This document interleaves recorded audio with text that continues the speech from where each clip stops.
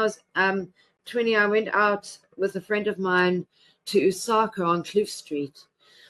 And a girl approached us and she said, "Oh, some man's bothering me. Can you please help me?" So we were like, "Oh, of course." As young girls, we wanted to sort of look out for another girl.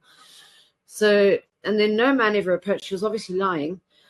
Because then she said to me, "Oh, her friend Jeffrey Epstein is here from America, and he's best friends with Bill Clinton and Leslie Wexner, who owns Victoria's Secret, and he's here with Kevin Spacey and Chris Tucker.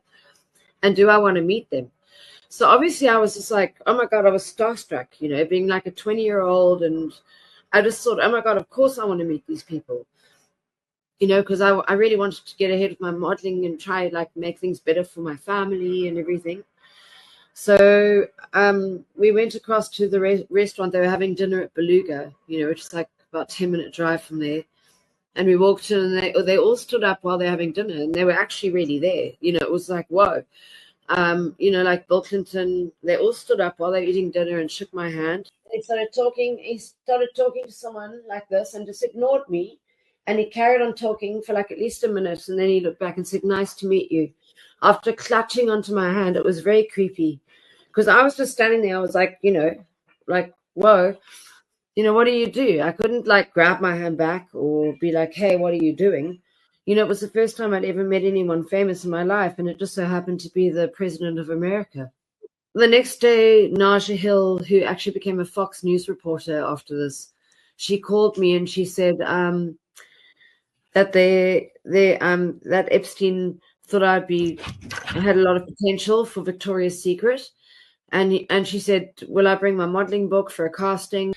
And then they drove us along the highway, and it was crazy. Like the whole highway was shut off for them, and like at every ramp there was like police cars waiting and motorbikes waiting. We were just like followed by an entourage of at least 50 vehicles, like police vehicles, like all the way there. I showed Epstein my modeling portfolio. Well, first of all, they had a whole casting stage. They had 3 women sitting on like a table pretending they were doing a casting. It looked like any other casting I'd ever gone to.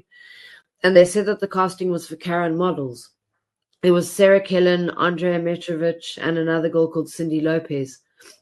And they looked through my modeling book, and then they said, "Right, you can go through and see Epstein now." And then they told me to like go through the door behind, and I walked through, and I sat opposite Epstein on a sofa, and he looked at my modeling book. And he said, "Right, I think you're going to be perfect for Victoria's Secret." So I was just like so excited. I was like, oh my God, like, but the weird thing is I was the only girl at that casting. There was no one else there. Then his office started phoning me, Leslie Graf. They arranged me a visa, and I told them I don't have money. I can't afford a ticket or, anything.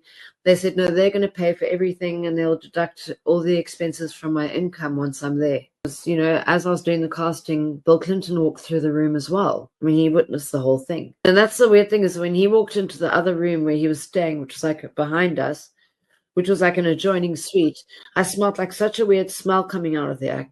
It was so weird, that smell. And I've only ever smelled what smell? It was like a putrid smell. I smelled it there, and I smelled it also at the governor of New Mexico's mansion. It smelled like I thought it smelled like feces and urine, but my friend said it sounds more like the smell of like dead bodies or something. From the smell it was just like and it was masked with cleaning chemicals. But I just smelled like this putrid smell as he opened the door when he walked behind me. But at the time I didn't realize, I just thought, oh, maybe the hotel's got a problem with their sewage or something. You know what I mean? I walked in and I was just like, wow, like I was looking out the window in New York because this is a crazy place coming from Africa. It was like so different to anything I'd ever seen before.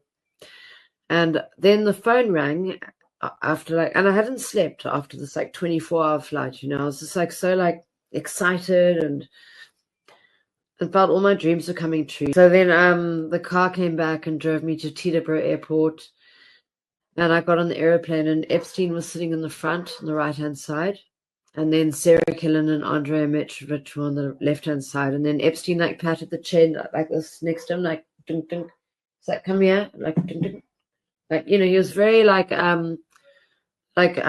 sure of himself, so I was nervous and I was like, so I went and I sat next to him, And then as soon as the airplane took off, he started like touching me in between my legs. And I was just like, oh my God, they're going to kill me.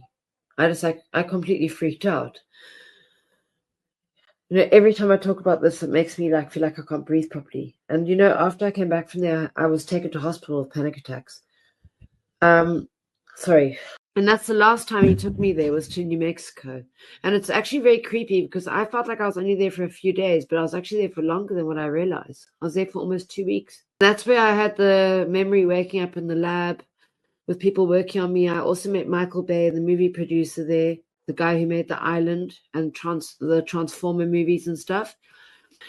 And he made the movie The Island about human cloning.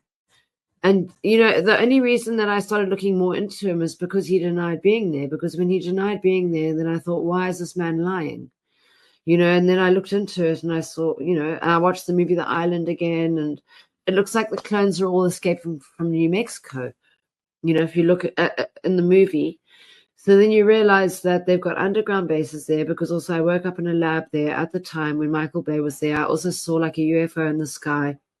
I saw some very weird stuff there. Epstein also gave me a pelvic exam on a metal table before I was sent home.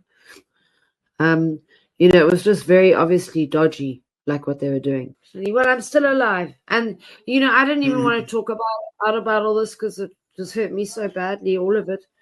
But I realized I have to speak for those who can no longer speak, the people that they've murdered, the people who they've traumatized. We speak for those who have no voice.